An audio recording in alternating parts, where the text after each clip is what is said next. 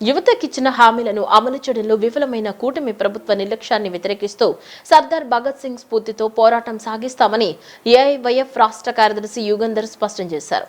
ఎన్నికల ముందు ఇచ్చిన హామీ ప్రకారం 1,00,000 ఉద్యోగాలతో జాబ్ క్యాలెండర్ను విడుదల చేయాలని ఆయన డిమాండ్ చేశారు. సిపిఎం ఏఐవైఎఫ్ సంయుక్త ఆధ్వర్యంలో సర్దార్ భగత్ సింగ్ 95వ వర్ధంతి కార్యక్రమాన్ని పశ్చిమ నియోజకవర్గంలో నిర్వహించారు.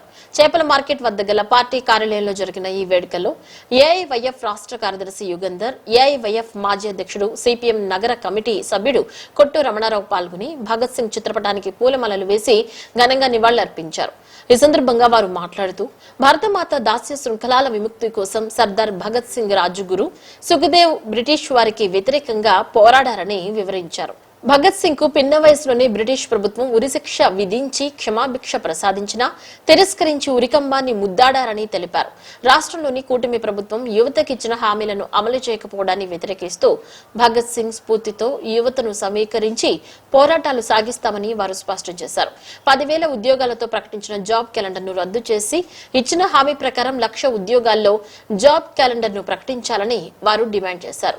ఈ సందర్భంగా విద్యార్థులకు మజ్జిగ, బిస్కెట్ ప్యాకెట్లను పంపిణీ చేశారు. ఈ కార్యక్రమంలో రాయన గురునాథం, సిఏహెచ్ మారుతి తదితరులు పాల్గొన్నారు. ఈ రోజు దేశవ్యాప్తంగా ఏఐవైఎఫ్ అలాగే సిపిఐ పార్టీ ఆధ్వర్యంలో పెద్ద ఎత్తున భగత్ సింగ్ వర్ధంతి ఉత్సవాలు జరుగుతున్నాయి. ఈనాటికి 1936 మార్చి 23వ తేదీన భగత్ సింగ్, రాజుగురు, సుఖదేవుల్ని ఉరి తీయడం జరిగింది. ఈ నేటికి 95 సంవత్సరాలు అవుతున్నా అతను చేసిన పోరాటాలు ఈ రోజుకి స్మరించుకుంటూ అతని పోరాటాల ఫలితంగానే ఈ దేశంలో ప్రజాస్వామ్య దేశంలో బ్రిటిష్ వాళ్ళని తరిమి కొట్టడం జరిగింది. ఆ ఉద్యమ స్ఫూర్తితో ఈ రోజు కూడా భగత్ సింగ్ ని స్మరించుకుంటూ సిపిఐ ఏఐవైఎఫ్ ఆధ్వర్యంలో ఈ దేశంలో పెద్ద ఎత్తున నివాళులు అర్పించడం కూడా జరుగుతుంది. కొన్ని దగ్గరలో పెద్ద ఎత్తున కాగడాల ప్రదర్శన కూడా జరుగుతుంది. ఈ దేశంలో కేంద్రంలో నరేంద్ర మోడీ, రాష్ట్రంలో ఎన్డీఏ గవర్నమెంట్ కూడా ప్రజల పక్షాన, రైతుల పక్షాన, యువత విద్యార్థుల పక్షాన పూర్తిగా వైఫల్యం చెందడం వల్ల భగత్ సింగ్ ఆశయాలను పుణికిపుచ్చుకొని ఈరోజు యువత కానీ, విద్యార్థులు కానీ పెద్ద ఎత్తున ఆందోళనలు శ్రీకారం చుట్టడానికి కూడా సిద్ధంగా ఉన్నారు. ఎందుకంటే ఎన్నికలకు రాకముందు ఎన్డీఏ గవర్నమెంట్ యువతకు కానీ, విద్యార్థులు కానీ పెద్ద ఎత్తున హామీలు ఇవ్వడం జరిగింది. ఈ రాష్ట్రంలో ప్రభుత్వ శాఖల్లో ఖాళీగా ఉన్న 2,30,000 ఉద్యోగాలు భర్తీ చేస్తాము, ప్రతి ఇయర్ జాబ్ క్యాలెండర్ రిలీజ్ చేస్తామని చెప్పిన ఎన్డీఏ గవర్నమెంట్ పూర్తి స్థాయిలో ఈ రోజు ఉగాది నాడు యువతకి తిరిపి కవర్ అని చెప్పేసి పూర్తి స్థాయిలో 10,600 ఉద్యోగస్తులతో జాబ్ క్యాలెండర్ రిలీజ్ చేయడం జరిగింది. ఈ రాష్ట్రంలో వివిధ ప్రభుత్వ శాఖల్లో ఖాళీగా ఉన్నాయని ఆనాడు మంత్రి లోకేష్ గారు పాదయాత్రలో చెప్పడం జరిగింది. ఆ పాదయాత్ర మాటలు ఈ రోజు లోకేష్ గారికి ఏమయ్యానని సూటిగా ఏ వైపున ప్రశ్నిస్తున్నాం. తక్షణమే ఈ జాబ్ క్యాలెండర్ రద్దు చేసి 1,00,000 ఉద్యోగాలతో తక్షణమే కొత్త నోటిఫికేషన్ విడుదల చేయాలని చెప్పి ఎన్డీఏ గవర్నమెంట్కి మేము ఏఐవైఎఫ్ తరఫున కోరుతున్నాం. అలాగే విద్యార్థులకి పూర్తి స్థాయిలో కాస్మెటిక్ ఛార్జీలు, హాస్టల్ మెస్ ఛార్జీలు బిల్లులు పెంచాలని చెప్పి లేని ఏళ్ల విద్యార్థి యువజన సంఘాల ఆధ్వర్యంలో రాష్ట్ర వ్యాప్తంగా పెద్ద ఎత్తున ఆందోళన చేయడం కూడా భగత్ సింగ్ భగత్ సింగ్ వారసులుగా మేము పుణికిపుచ్చుకుంటామని చెప్పి తెలియజేస్తున్నాం. సర్దార్ భగత్ సింగ్ గారి 95వ వర్ధంతి మనం ఇక్కడ 53వ డివిజన్లోని ఏఐవైఎఫ్ ఆధ్వర్యంలో ఇక్కడ నిర్వహించడం జరుగుతుంది. సర్దార్ భగత్ సింగ్ అనేది ఇవాళ నేటి యువతరకి, పిల్లలకి తెలుసుకోవాల్సిన అవసరం ఎంతైనా ఉంది. సర్దార్ భగత్ సింగ్ ఈ భారతదేశానికి స్వాతంత్రం రావాలని చెప్పి చిన్న వయసులో 23 సంవత్సరాలకే అతను ఉరి తీయడానికి వెళ్ళింది. ఆ ఉరి తీయడానికి దేనికి ఉరి తీయాలంటే ఈ దేశంలో స్వేచ్ఛా స్వాతంత్రాలు నిర్వహించాలి, అట్టడుగునున్న ప్రజానీకం కూడా బయటకు వచ్చి వారికి మౌలిక సదుపాయాలతో ఈ భారతదేశంలో మొత్తం కూడా ఉండాలనే ఉద్దేశంతోనే స్వాతంత్రం వస్తేనే ఎన్నిటికీ పరిష్కారం అని చెప్పి నిలదీసి అస్సాం పార్లమెంట్లో భవనం మీద తొలిసారిగా బాంబు వేసి జాతిని గ్రహృతం చేసిన వ్యక్తి సర్దార్ భగత్ సింగ్. ఆ సర్దార్ భగత్ సింగ్ వారసులుగా మనం ఇవాళ తెలుసుకోవాల్సిన అవసరం ఉంది. ఇవాళ మనం ఏంటి, సర్దార్ భగత్ సింగ్ ఏ యువత కోసమైతే, ఏ అత్యున్నత వాతావరణానికైతే మన ఈ భారతదేశంలో నెలకొల్పాలని చెప్పి ఆశించాడో అదే ఆశయ సాధన కోసం మనం యువతను మొత్తం కూడా కథం తొక్కి వారి బాటలో మనం వ్యవహరించడం ద్వారా అదే నిజమైన నివాళులని చెప్పి తెలియజేస్తున్నాను. ప్రపంచంలో ధనం కంటే విలువైనది జలమని, అలాంటి ప్రాధాన్యత గల ప్రాణాధారమైన నీరే కరువైతే మానవాళి మనుగడకే ప్రమాదమని జలవనరుల రంగ నిపుణులు, సాగునీటి వినియోగదారుల సంఘాల సమైక్య రాష్ట్ర అధ్యక్షులు ఆళ్ల వెంకట గోపాలకృష్ణారావు అన్నారు. కృష్ణా జిల్లా హనుమాన్ జంక్షన్ లోని విజయవాడ రోడ్డులో ఉన్న లయన్స్ క్లబ్ కళ్యాణ మండపంలో Lions club of Hanuman junction ఆధ్వర్యంలో ప్రపంచ జల దినోత్సవాన్ని ఘనంగా నిర్వహించి సభ్యులకు జలవనరుల ప్రాముఖ్యంపై అవగాహన కల్పించారు. ఈ సమావేశంలో సీనియర్ లయన్స్ సభ్యులు ఇంజనీర్ నాగార్జున సాగర్ ఎడమ కాల్వ ప్రాజెక్టు కమిటీ వైస్ చైర్మన్ ఆళ్ల వెంకట గోపాలకృష్ణారావు ఈ మధ్యన జరిగిన నీటి సంఘాల రాష్ట్ర సదస్సులో ఉత్తమ పనితీరుకు గాను రాష్ట్ర ముఖ్యమంత్రి నారా చంద్రబాబు నాయుడు చేతుల మీదుగా పురస్కారం పొందిన నేపథ్యంలో లయన్స్ క్లబ్ సభ్యులు ఆయనను శాలువతో ఘనంగా సత్కరించారు. ఈ సమావేశంలో సన్మాన గ్రహీత జలవనరుల రంగ నిపుణులు ఆళ్ల వెంకట గోపాలకృష్ణారావు మాట్లాడుతూ ప్రపంచంలో మానవాళికి అందుబాటులో ఉన్న జలాల్లో 97% ఉప్పు నీరుగా సముద్ర జలాల రూపంలో ఉంటుందని, 2% ఘన రూపంలో ఉంటుందని, మిగిలిన 1% కోసమే మనం నిరంతరం పోరాటం చేస్తూ ఉంటామని, విద్యార్థి దశలోని నీటి వృధాను అరికట్టడం, తక్కువ నీటిని వినియోగించే వస్త్రాలను ధరించడం, నీటి సరఫరా వ్యవస్థలో లీకేజీల రూపంలో వృధాలు లేకుండా చూసుకోవటం, తక్కువ నీటి వినియోగంతో పండించే ఆరోగ్యవంతమైన ఆహారం తీసుకోవటం, నదులు, సరస్సులు, ఇతర ఉపరితల నీటి వ్యవస్థల్లో ఆహార పదార్థాలను, రసాయనాలను, ఇతర వ్యర్థాలను వేయకుండా నియంత్రిస్తూ నీటిని కాలుష్యం బారిన పడకుండా కాపాడుకోవాల్సిన బాధ్యత భావితరాలపై ఉందన్నారు. జీవనానికి, మనుగడకు, అట్లాగే పరిశ్రమలకు కానీ, నౌకాయానానికి కానీ, అట్లాగే దేనికైనా ఇవాళ సమస్త జీవకోటికి మనుగడకి నీరే ప్రధానం. ముఖ్యంగా దీని గురించి మనం సూక్ష్మంగా ఆలోచిస్తే ప్రపంచంలో అందుబాటులో ఉన్న జలాల్లో మొత్తం 97% సముద్రంలో ఉంటుంది. అట్లాగే మిగిలిన దాంట్లో 3%లో 2% యమనీ నదులు అంటే హిమాలయాలు, అంటార్కిటికా అట్లా ఉంటుందన్నమాట. మీకు మిగిలింది 1% మాత్రమే. ఆ 1%కే నిరంతరం మనం ఫైటింగ్ చేస్తూ ఉంటాం. మనకు అందుబాటులో ఉన్న నీటిలో 70% వ్యవసాయ రంగానికి వాడతాం.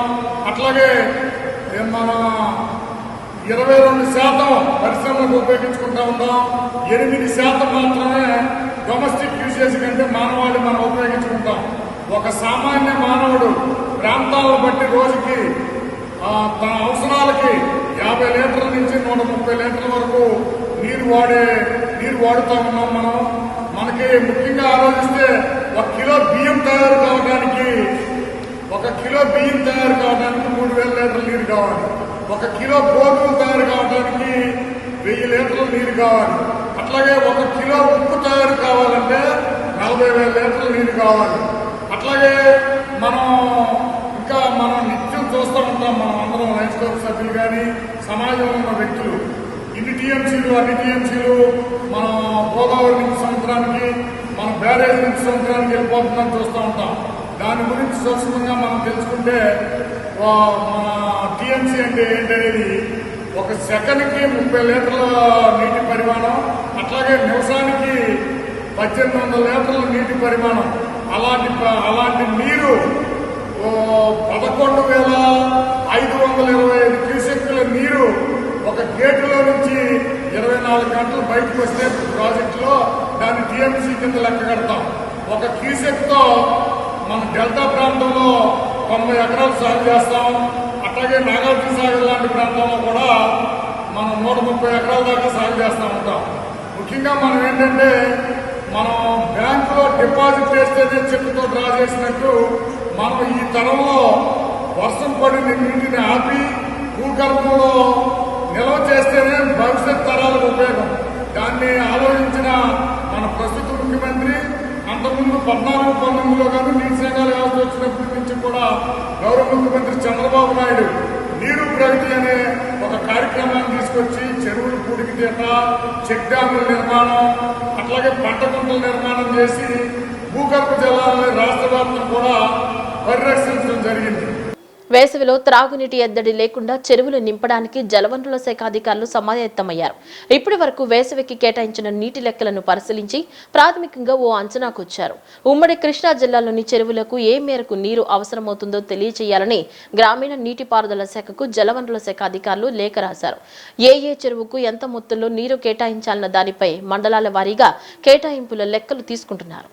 ఉమ్మడి కృష్ణా జిల్లాలో చెరువులను నింపడానికి 15 రోజులు నీటిని విడుదల చేస్తారు. మొత్తం చెరువులు నిండడానికి 4000 క్యూసెక్కుల నీరు అవసరం అవుతుందని జలవనరుల శాఖ అధికారులు అంచనా వేశారు. ఉమ్మడి కృష్ణా జిల్లాలో 285, ఏలూరు జిల్లాలో 150 చెరువులు ఉన్నాయి. ఈ మొత్తం చెరువులకు బందర్, రైవస్, ఏలూరు కాలువల ద్వారా నీటిని విడుదల చేస్తారు. గ్రామీణ నీటిపారుదల శాఖ నుంచి ఇంకా పూర్తి స్థాయిలో వివరాలు రాకపోవడంతో ఈలోపు ప్రకాశం బ్యారేజ్ వద్ద నీటిని నిల్వ చేయాలని జలవనరుల శాఖ అధికారులు భావిస్తున్నారు. 4000 క్యూసెక్కుల్లో ప్రస్తుతానికి 2400 క్యూసెక్కుల నీటిని పులిచింతల ప్రాజెక్టు నుంచి విడుదల చేస్తున్నారు. 2 రోజులుగా ఈ నీటి విడుదల జరుగుతోంది. ఇందులో 400 క్యూసెక్కుల నీరు లీకేజ్ రూపంలో వృధా అవుతుందని లెక్కించారు. నికరంగా 2000 క్యూసెక్కుల నీరు బ్యారేజ్కి చేరుతుందని అంచనా వేశారు. ఇందులో 800 క్యూసెక్కుల నీటి కేడబ్ల్యూ కాలువకు ఇవ్వనున్నారు. ప్రస్తుతం ప్రకాశం బ్యారేజ్ వద్ద 3 టీఎంసీల నీటి నిల్వ ఉంది.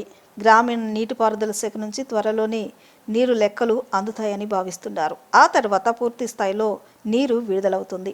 డెల్టా ప్రాంతంలో తాగునీరు కోసం ప్రజలు ఎదురు చూస్తున్నారు. వెస్ట్ బైపాస్ పై పూర్తి స్థాయిలో రాకపోకలు సాగించడానికి వీలుగా ఎన్హెచ్ అధికారులు సన్నాహాలు చేస్తున్నారు. శ్రీరామ నవమి నుంచి పూర్తి స్థాయిలో వాహనాల రాకపోకలకు గ్రీన్ సిగ్నల్ ఇవ్వనున్నారు. అప్పటికి ప్యాకేజీ 3లో చిన్నవటిపల్లి దగ్గర ల్యాండింగ్ పోర్షన్ ను, ప్యాకేజీ 4లో కాజా దగ్గర ల్యాండింగ్ పోర్షన్ పనులను పూర్తి చేయనున్నారు. ప్యాకేజీ 3లో జక్కంపూడి దగ్గర ఆర్ఓబి స్లాబ్ మినహా మొత్తం బైపాస్ సిద్ధం కానుంది. కోర్టు కేసు కారణంగా దీనికి కొంత సమయం పట్టే అవకాశం ఉంది. సర్వీస్ రోడ్లు ఉంటాయి కాబట్టి రాకపోకలకు ఇబ్బంది ఉండదు. దీంతో విజయవాడ నగరాన్ని పట్టి పీడిస్తున్న ట్రాఫిక్ సమస్యలు దాదాపు తొలగనున్నాయి. వెస్ట్ బైపాస్ రాజసంగా సిద్ధమైంది. 6 వరుసల నిర్మాణంతో మొత్తం 47 కిలోమీటర్ల విస్తీర్ణంలో చిన్నవటుపల్లి నుంచి కాజా వరకు ఇది కొనసాగుతుంది. కాజా విజయవాడ గుండుగోలనూరు రోడ్డు ప్రాజెక్టులో అంతర్భాగంగా 2 ప్యాకేజీల కింద దీన్ని మొదలుపెట్టారు. చిన్నవటుపల్లి దగ్గర మొదలై మర్లపాలెం, గన్నవరం, బీబీగూడెం, కొండపావులూరు, ముస్తాబాద, సూరంపల్లి, నున్న, పాతపాడు, నైనవరం, జక్కంపూడి, గొల్లపూడి వరకు ప్యాకేజీ 3, గొల్లపూడి, సూరాయపాలెం, వెంకటపాలెం, నవులూరు, మంగళగిరి, కాజా వరకు ప్యాకేజ్ 4 ఉంటుంది. గ్రేటర్ విలీన ప్రతిపాదిత ప్రాంతాల మీదుగా సాగుతూ అమరావతి మీదుగా కాజా దగ్గర NH16తో అనుసంధానమవుతుంది. మర్లపాలెం, గొల్లపూడి దగ్గర 2 భారీ ఫ్లైఓవర్లను నిర్మించారు. ఇవి కాకుండా 20 వరకు ఆర్ఓబీలు, వియూపీలు ఉన్నాయి. ప్యాకేజీ 4లో భాగంగా కృష్ణానదిపై 3 కిలోమీటర్ల 6 వరుసల వంతెన నిర్మించారు. గొల్లపూడిలో NH65తో అనుసంధానమవుతుంది. రాజధాని అమరావతిలో E1 నుంచి E16 రోడ్లతో పాటు N1 నుంచి N18 రోడ్లను అనుసంధానం చేస్తుంది. కాజా దగ్గర NH16ను అనుసంధానించడంతో అటు ఏలూరు వైపు నుంచి ఇటు గుంటూరు వైపు నుంచి రాజధానికి రాకపోకలు సాగించవచ్చు. ఈ మార్గంలో 2 టోల్ ప్లాజాలను నిర్మించారు. ప్యాకేజీ 3లో వెదురుపావులూరు దగ్గర, ప్యాకేజీ 4లో వెంకటపాలెం దగ్గర టోల్ ప్లాజాలను నిర్మించారు.